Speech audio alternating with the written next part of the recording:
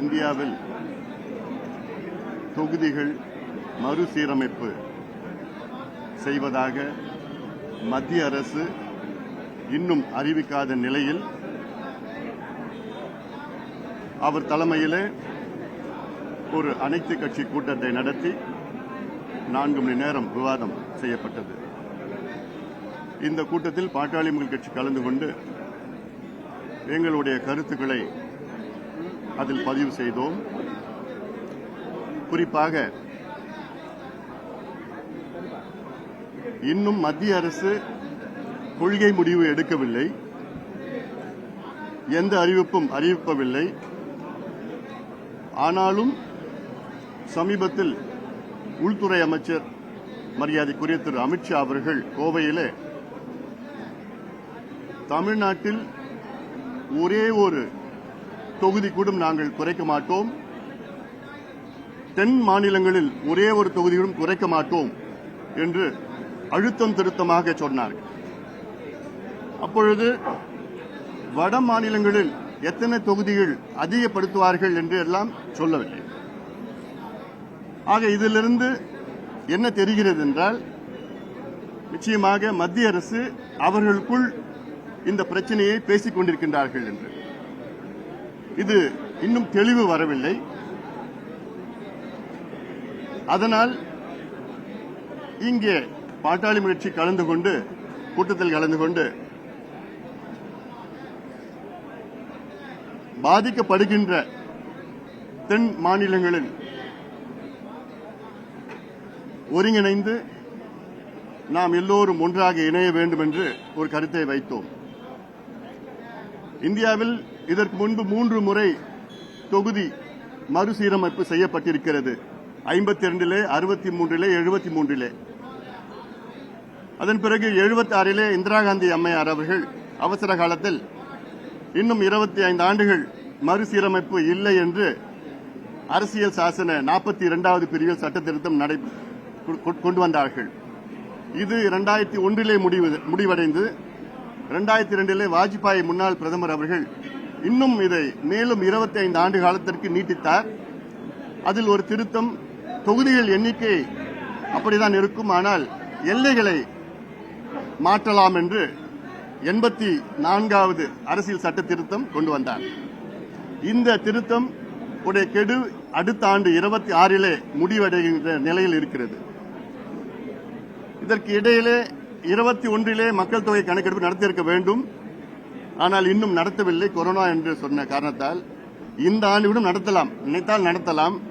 ஆனால் மத்திய அரசு எதற்காக காத்துக் கொண்டிருக்கிறது என்றால், இந்த 2002 விட்ட கெடு, அதாவது அந்த 25 ஆண்டுகள் அடுத்த ஆண்டு முடிவும், அந்த முடிந்த பிறகு தான் மக்கள் தொகை கணக்கெடுப்பு நடத்த திட்டமிட்டிருக்கிறார்கள் என்று தெளிவாக தெரிகிறது.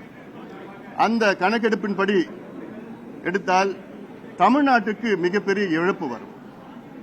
ஒரு தோராயமாக இந்தியாவில் உடைய மக்கள் தொகை கணக்கெடுப்பு 142 கோடியாக இருந்தால் அதில் கூடுதலாக 753 தொகுதிகள் வரும் மொத்தத்திலே.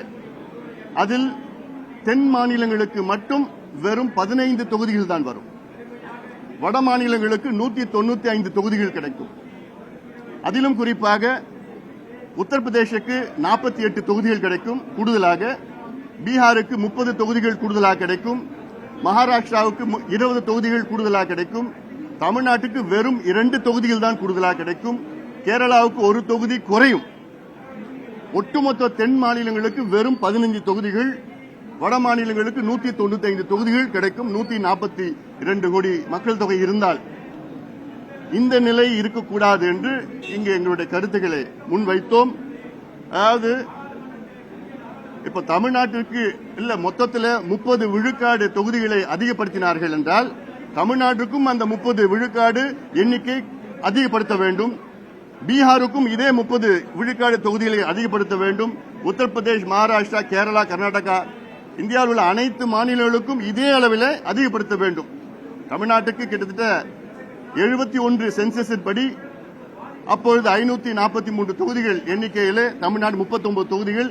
அந்த விகிதாச்சாரம் பாத்தீங்கன்னா 7.18 7.18%.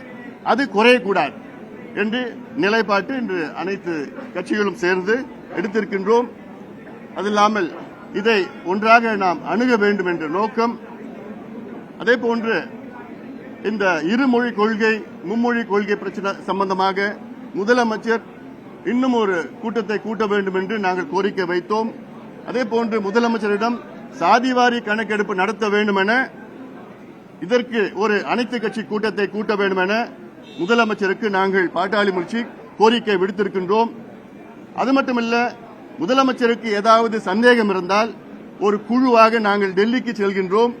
டெல்லியிலே அமைச்சர்களை சந்தித்து சாதிவாரி கணக்கெடுப்பு நடத்த தமிழ்நாட்டிற்கு அதிகாரம் இருக்கிறதா இல்லையா என்று தெளிவுபடுத்துவோம் என்றும் இதையும் நாங்கள் பாட்டாளி மக்கள் கட்சி சார்பிலே நாங்கள் பேசியிருக்கின்றோம்.